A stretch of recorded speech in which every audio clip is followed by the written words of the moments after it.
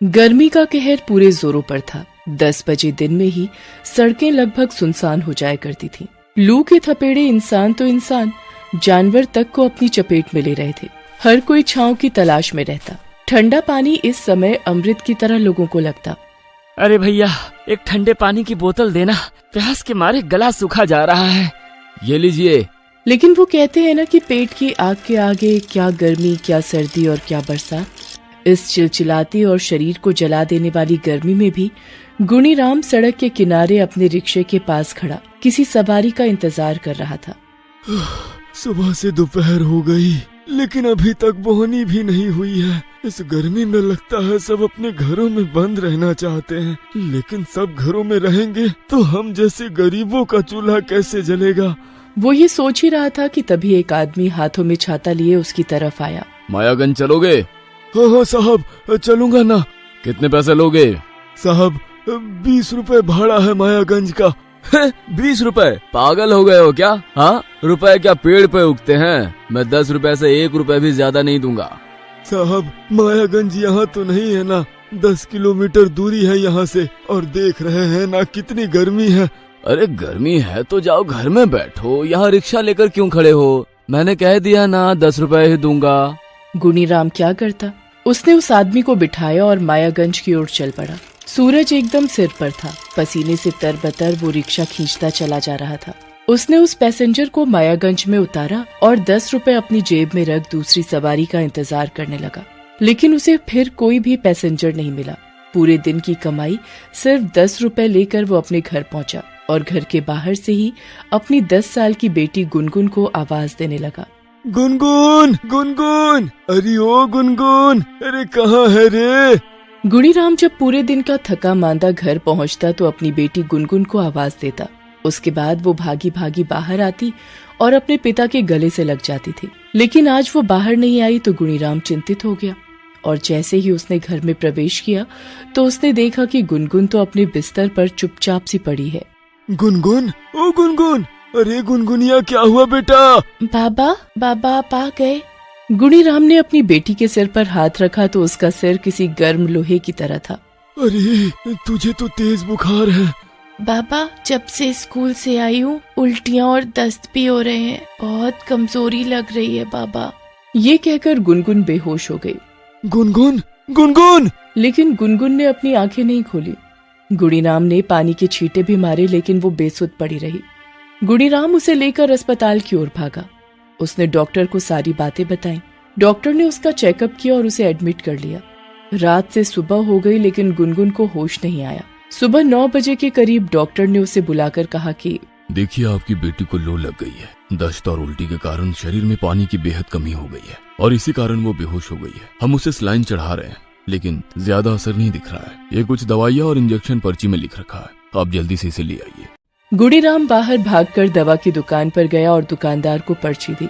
दुकानदार ने उसे ऊपर से नीचे तक घूरते हुए देखा और कहा, 3000 रुपए लगेंगे दवाइयों और इंजेक्शन में। 3000? इतने पैसे तो नहीं है मेरे पास। कितने हैं? मेरे पास तो केवल ये 10 रुपए है।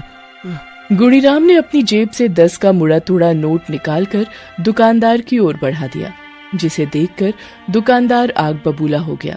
पागल है क्या? हाँ, 3000 की दवाई के लिए 10 रुपए दे रहा है? चल भाग यहाँ से। ना जाने सुबह सुबह कहाँ से आ जाते हैं ये भिखमंगे। साहब, मैं आपकी पाई पाई चुका दूंगा। मेरी बेटी बहुत बीमार है साहब, वो अस्पताल में भर्ती है। तो मैं क्या करूं भर्ती है तो? अरे जब बच्चों का ध्यान नहीं रख सकता, उसका इलाज नहीं करा सकता तो पैदा क्यों करता है? चल चल भाग यहाँ से। दुकानदार की बात को सुनकर गुणीराम की आंखों में आंसू आ गए। उसके सामने अपनी गुनगुनिया का चेहरा घूमने लगा। 3 साल की थी वो जब उसकी माँ गुजर गई। छोटी सी गुनगुनिया में जान बसती थी उसकी। वो उसे बहुत प्यार करता था। खुद भले ही 1 रोटी खाता लेकिन उसे भरपेट खाना खिलाता। गुनगुनिया को पढ़ना बहुत पसंद था, इसलिए उसने सरकारी स्कूल में उसका नाम भी लिखा दिया था। एक दिन, बाबा आप जानते हैं मैं पूरी क्लास में फर्स्ट आई हूँ। ये देखो, मुझे ये प्राइज मिला है। स्कूल में मिले प्राइज को जैसे ही गुनगुन ने अपने बाबा के हाथों में दिया तो उनकी आंखों में आंसू आ गए। उन्होंने उसे गले लगाते हुए कहा, जीती रह मेरी बच्ची, जीती रह। देखना तू एक दिन बहुत बड़ी अफसर बनेगी। अफसर क्या होता है बाबा? अफसर बड़ा आदमी होता है बेटा, वो बड़ी सी कार में चलता है। पर मुझे तो आपके रिक्शे में घूमना अच्छा लगता है। गुनगुन की बात सुनकर गुनीराम मुस्कुरा कर रह गया। जिस तरह गुनीराम अपनी बेटी पर जान छिड़कता था, गुनगुन भी अपने पिता से बहुत प्यार करती और उनका बहुत ख्याल रखती थी। वो देखती थी कि उसके बाबा कितनी मेहनत करते हैं। बाबा, ये रोटी क्यों नहीं खाई आपने? अरे वो भूख नहीं है मुझे। भूख नहीं है फिर भी खाना पड़ेगा। बाहर कितनी गर्मी है, देख रहे हैं ना। सारा दिन आप इस भीषण गर्मी में रिक्शा चलाइएगा। चलिए रोटी खा लीजिए। अच्छा खाता हूँ मेरी माँ। तूने खाया कि नहीं? मैंने? हाँ बाबा, मैंने खा लिया है। अब मैं स्कूल जा रही हूँ। गुनगुन ने अपने बाबा से झूठ बोला, क्योंकि उसने देखा था कि उसके बाबा अपने हिस्से की भी रोटी उसे खिला देते हैं और खुद भूखे प्यासे बाहर चले जाते हैं। घर में राशन कम होने के कारण पिछले 2-3 दिनों से वो यही कर रही थी, लेकिन उस दिन भूखे पेट रहने के कारण उसे कड़ी धूप के कारण लू लग गई। उधर गुनीराम बेचारा पैसों के लिए इधर उधर भटक रहा था। गर्मी के कारण कोई सवारी भी नहीं मिल रही थी उसे। हे भगवान, ये कैसी परीक्षा ले रहा है तू? पैसों का इंतजाम नहीं करूंगा तो मेरी गुनगुनिया ठीक कैसे होगी? वो घंटों इधर से उधर भटकता रहा, लेकिन उसकी किस्मत उससे रूठ गई थी। वो वापस अस्पताल की ओर उदास चेहरा लिए अपने रिक्शे पर जा रहा था। तभी उसकी नजर सड़क किनारे पड़ी स्कूल ड्रेस पहने एक बच्ची पर गई, जो खून से लथपथ थी। शायद किसी गाड़ी वाले ने उसे टक्कर मार दी थी। वो बेचारी तड़प रही थी। गुनीराम ने जैसे ही उस बच्ची का चेहरा देखा, उसके आगे फिर से गुनगुनिया का चेहरा घूम गया। हे भगवान, इस बच्ची को किसने टक्कर मार दी? इसे मुझे अस्पताल लेकर जाना होगा। उसने उस बच्ची को अपने रिक्शे में डाला और उसे लेकर अस्पताल पहुंचा और उसे डॉक्टर के पास ले जाकर कहा, साहब इसे एडमिट कर लीजिए। देखिए ना, इसकी हालत बहुत खराब है। तुम कौन हो इसके? साहब, मैं रिश्ते में इसका कोई नहीं, लेकिन ये मेरी बेटी की तरह ही है। ये बच्ची मुझे सड़क पर मिली, किसी की गाड़ी से इसका एक्सीडेंट हो गया है। आप जल्दी से इसका इलाज शुरू कीजिए। डॉक्टर उसे तुरंत ऑपरेशन थिएटर ले गए। गुनीराम बेचारा ऑपरेशन थिएटर के बाहर बदहवास सा खड़ा था। उसे अपनी गुनगुनिया की भी चिंता हो रही थी। तभी सुबह वाले डॉक्टर उसे दिखे और उससे पूछा, अरे तुम यहाँ? तुमने वो इंजेक्शन और दवाइयाँ लाई? तुम्हारी बेटी की हालत लगातार बिगड़ती जा रही है। डॉक्टर की इस बात को सुनकर गुनीराम रोने लगा। तभी एक आदमी वहाँ आया और उसने डॉक्टर साहब को वो दवाइयाँ और इंजेक्शन दिए जो उन्होंने मंगवाए थे। गुनीराम ने जब उस आदमी को देखा तो वो चौंक गया। ये वही दुकान वाला था जो सुबह उसे खरी खोटी सुना रहा था। आप तो वही है ना? देखिए, मैं इसके पैसे चुका दूंगा आपको। भाई, मुझे कोई पैसे नहीं चाहिए तुमसे। मुझे माफ कर दो। तुमने जो किया है उसका एहसान मैं कभी नहीं चुका पाऊंगा। तुम जिस बच्ची को सड़क से उठाकर यहाँ लाए हो, वो मेरी इकलौती बेटी है। डॉक्टर ने मुझे फोन कर सब बता दिया है और ये भी बताया है कि अगर तुम उसे लाने में जरा भी देर करते तो कुछ भी हो सकता था। ये कहकर वो उसके पैरों पर गिर पड़ा। मैंने सुबह तुम्हारी कितनी बेइज्जती की, तुम्हें क्या क्या नहीं कहा, और तुमने देखो क्या किया मेरे लिए। मुझे माफ कर दो मेरे भाई, माफ कर दो। ईश्वर ने देखो मुझे मेरी गलती की कैसी सजा दे दी। आप रोइए नहीं साहब, सब ठीक हो जाएगा। ईश्वर सब देख रहा है। डॉक्टरों की कड़ी मेहनत और ईश्वर की कृपा से दोनों बच्चियां स्वस्थ हो गईं। गुनीराम ने फिर से अपनी गुनगुनिया को गले लगा लिया। उस दवा दुकानदार की बेटी भी अपने पिता के सीने से लिपटकर मुस्कुरा रही थी और वो दुकानदार धन्यवाद की दृष्टि से गुनीराम की ओर देख रहा था।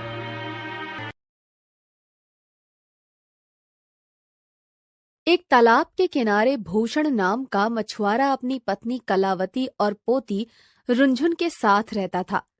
भूषण एक ही पैर से चल पाता था क्योंकि वो विकलांग था, लेकिन फिर भी वो अपनी गृहस्थी को अच्छे से चला लेता था क्योंकि वो रोज मछली पकड़कर बेचता था और सबका सम्मान करता था, साथ ही सबकी जरूरतें पूरी करता था। एक दिन भूषण अपनी पोती को कहता है, अरे रुंझुन बेटा, चल जल्दी तैयार हो, हमें मछली पकड़ने भी जाना है। अगर मेरे बुढ़ापे में तू मेरे साथ ना होती तो हम लोग तो भूखे ही मरते। मैं बस मछली पकड़ना जानता हूँ, लेकिन उसको इधर उधर बेचने का काम तू ही करती है। चल अब तू जल्दी से मेरे साथ चल। दादाजी मैं अभी चलती हूँ। आज दादी ने बहुत अच्छी खीर बनाई है, पहले मैं इसको खा लूँ। हाँ तू कह तो सही रही है बेटी, ये कलावती खीर तो बहुत अच्छी बनाती है। अरे कलावती, थोड़ी सी खीर हमें भी खिला दे। क्या सारी खीर रुंझुन को ही खिलानी है? हाँ, वैसे रुंझुन मेरी लाडली बेटी है, तो मैंने तो इसी के लिए खीर बनाई थी, क्योंकि इसको खीर बहुत पसंद है। खीर तो हमें भी पसंद है, पर कोई हमारे मन की भावना समझे तभी तो। थोड़ी सी खीर हमें भी दे दो। ठीक है जी, तुमको सिर्फ थोड़ी सी ही खीर मिलेगी और बाकी बची हुई फिर अपने साथ ले जाना। इसको रुंझुन दोपहर में भूख लगने पर खा लेगी। दादी, मैंने दादा से कहा था मुझे एक अच्छे से कपड़े दिला दे, लेकिन ये मेरी सुनते ही नहीं है। बेटा, मैं जवान से बूढ़ी हो गई हूँ, आज तक इन्होंने मेरी पसंद का कपड़ा तक नहीं दिलाया है। कम से कम बच्चे की पसंद का कपड़ा तो दिला सकते हो। ये अकेली ही तो है, इससे ही हमारी सारी खुशियाँ हैं। कलावती, मुझे भी पता है किससे हमारी खुशियाँ हैं और किससे नहीं। मुझे तो बस अच्छा लगता है जब रुंझुन मुझसे जिद करती है और लड़ती भी है। बस इसके इसी लाडपन को देखने के लिए मैंने इसे अच्छे कपड़े नहीं दिलाए, लेकिन आज शाम को जब हम बाजार से वापस आएंगे तो इसके लिए अच्छे से कपड़े लेकर आएंगे। दादी, आपके कहने का असर तो एकदम हो गया दादाजी पर, वरना ये मेरी तो सुनते ही नहीं है। हाँ, पूरा दिन तो बोलती रहती है और कहती है मैं तेरी सुनता नहीं हूँ। अरे दादाजी, अब चलो भी, वरना देर हो जाएगी। हाँ हाँ चलो, खुद बातों में लगा रखा है सबको और बोलती है देर हो जाएगी। अरे खीर तो भूल ही गए जी, उसको तो ले जाइए। लाओ दादी, मुझे दो, मैं लेकर चलूंगी, वरना दादू फिर से कहीं पर भूल जाएंगे। फिर भूषण और रुंझुन दोनों तालाब के किनारे मछलियाँ पकड़ने चले जाते हैं। बेटा रुंझुन, आज बाकी दिनों के हिसाब से कुछ ज्यादा ही मछलियाँ पकड़ी गई हैं। चलो इनको बाजार में बेच कर आते हैं। चलो दादू। फिर दोनों बाजार में पहुँचते हैं। दादाजी, आप यहाँ पर बैठ जाइए, ज्यादा चलिए मत, मैं सारी मछलियाँ बेच कर आती हूँ। ठीक है मेरी बच्ची, तू चली जा। फिर रुंझुन मछलियाँ बेच कर आती है और बोलती है, दादाजी देखो कितने सारे पैसे हो गए हैं, आज बहुत अच्छे भाव में मछलियाँ बिकी है। तेरे हाथों में तो सचमुच जादू है, तू जो भी काम करती है बहुत अच्छे से करती है। मेरी बेटी हीरा है हीरा, मेरा बुढ़ापे का सहारा तू ही बनेगी। हाँ दादाजी, मैं आपको छोड़कर कभी नहीं जाऊंगी। और आपको याद है ना दादी ने क्या कहा था? हाँ मुझे याद है। चलो तेरे लिए कपड़े लेने चलते हैं और एक साड़ी उस बुढ़िया के लिए भी ले लूं, खुश हो जाएगी। फिर भूषण कपड़े की दुकान से रुंझुन को एक अच्छा सा फ्रॉक और कलावती के लिए साड़ी लेकर घर चला जाता है। दोनों दादा पोती आ गए, चलो अब खाना खा लो। अरे दादी, खाना बाद में खाएंगे, पहले ये देखो मेरे कितने अच्छे कपड़े लग रहे हैं। पहन कर दिखा, ऐसे थोड़ी कुछ पता चलेगा, ऐसे अच्छे लग रहे हैं वैसे। अभी रुको दादी, मैं अभी आई। रुंझुन कपड़े पहन कर आती है। अरे वाह, मेरी बेटी तो बिल्कुल चांद का टुकड़ा लग रही है, तुझे किसी की नजर ना लगे। हम आपके लिए भी एक साड़ी लेकर आए हैं, ये देखो दादी माँ। अच्छा जी, लगता है मेरी बेटी बड़ी हो गई है, अब मेरा ध्यान रखने लगी है। दादी, ये मैंने नहीं ली, दादा ने ली थी। अच्छा जी। रुंझुन, अरे बेटी तुम बहुत प्यारी लग रही हो। दादाजी, अगर आप कहो तो मैं ऐसे ही इन कपड़ों में सो जाऊं? बेटी तेरी मर्जी है, तुझे जैसा करना है वैसा तू कर। तीनों रात में सो जाते हैं। तभी भूषण को एक सपना आता है जिसमें यमराज उससे बोलते हैं, जिस लड़की से तू इतना प्यार करता है, मैं उसके प्राण लेने आया हूँ। उसकी जिंदगी बस इतनी ही थी, कल का दिन उसका आखिरी दिन होगा और फिर तू उसके साथ कभी नहीं रह पाएगा। ये सब सुनकर भूषण डर जाता है और सपने से जाग जाता है। हे भगवान, ये सपना कभी सच न हो। फिर भूषण देखता है उसके सामने यमराज खड़े थे। भूषण, जो तुमने देखा वो सपना नहीं था, हकीकत थी। कल मैं तेरी पोती के प्राण हरण करूंगा। लेकिन यमराज जी, इतनी छोटी सी उम्र में उसने ऐसी क्या गलती कर दी जो उसके प्राण हरण कर रहे हैं आप? आपको प्राण ही चाहिए तो मेरे प्राण ले जाइए, लेकिन मेरी बच्ची को कुछ मत करिए। ये तो कर्म के खेल हैं। उसकी जिंदगी यहीं तक थी और कल उसके प्राण हरण का दिन है। नहीं, मैं ऐसा नहीं होने दूंगा। तुम चाहो तो मेरे प्राण ले लो, मुझे भयंकर से भयंकर यातनाएं दो, मैं मना नहीं करूंगा, लेकिन मेरी पोती के प्राण बख्श दो। उस नादान ने अभी देखा ही क्या है। हम समय के चक्र को नहीं बदल सकते।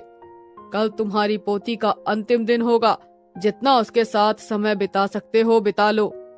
ऐसा कहकर यमराज गायब हो जाते हैं। भूषण पूरी रात सोता नहीं है और रोता रहता है। सुबह उठकर कलावती बोलती है, तुम्हारी आँखों को क्या हुआ है जी? तुम्हारी आँखें इतनी लाल क्यों हो रही हैं? कुछ नहीं हुआ। रुनझुन कहाँ है? दादाजी, मैं तो यहीं पर हूँ, मैं कहाँ जाऊंगी? आज मैं तुझे खुद से जरा भी दूर नहीं होने दूंगा। वो तो ठीक है दादाजी, पर चलो अब हमें मछली पकड़ने भी तो चलना है। अब जल्दी से तैयार हो जाओ। भूषण यमराज की बातों को याद करते करते परेशान था और वो किसी को कुछ नहीं बता रहा था। भूषण और रुनझुन मछलियाँ पकड़ने तालाब किनारे जाते हैं, लेकिन जैसे ही तालाब में मछलियाँ पकड़ने बैठते हैं तो तालाब में एक बहुत बड़ा तूफान आ जाता है और पानी चारों तरफ फैल जाता है। वो दोनों उसमें बह जाते हैं। ये देखकर भूषण रुनझुन से बोलता है, रुनझुन, तू मेरा हाथ पकड़ ले, मैं तुझे कुछ नहीं होने दूंगा। तब रुनझुन बोलती है, नहीं दादाजी, मैं आपका हाथ नहीं पकड़ूंगी, तुम ही मेरा हाथ पकड़ लो। मैं तेरा हाथ पकड़ूं या तू मेरा हाथ पकड़े, उससे क्या फर्क पड़ता है बेटी? मैंने जो कहा आप वही करो, आप मेरा हाथ कस के पकड़ लो। भूषण रुनझुन का हाथ बहुत कस के पकड़ लेता है और बाढ़ से भरे पानी में होकर गुजरने लगता है। पानी का उफान उन्हें बहाता हुआ ले आता है, लेकिन भूषण रुनझुन का हाथ नहीं छोड़ता और वो दूसरी ओर निकल जाते हैं। उधर यमराज प्रकट होते हैं। भूषण, तेरी वजह से आज तेरी बच्ची बच गई। यमराज जी, आप क्या कह रहे हैं? मुझे समझ नहीं आया। आपने तो कहा था कि वो मुझसे दूर चली जाएगी। हाँ, अगर बच्ची तेरा हाथ पकड़ती तो जरूर मर जाती, लेकिन तूने बच्चे का हाथ इस तरह से पकड़ा कि उसे छोड़ा ही नहीं, यहाँ तक कि तेरे प्राणों पर भी बनाई, फिर भी तूने बच्ची का हाथ नहीं छोड़ा। तूने एक सच्चा दादा और पिता होने का फर्ज निभाया है। पिता किसी भी परिस्थिति में बच्चों के हाथ नहीं छोड़ता, इसीलिए तू रुनझुन को जिंदा लेकर इधर आ गया, वरना ये बीच में ही मरने वाली थी। इस प्रकार रुनझुन यमराज को हराकर अपने विकलांग दादा और अपनी दादी के साथ खुशी खुशी रहने लगती है।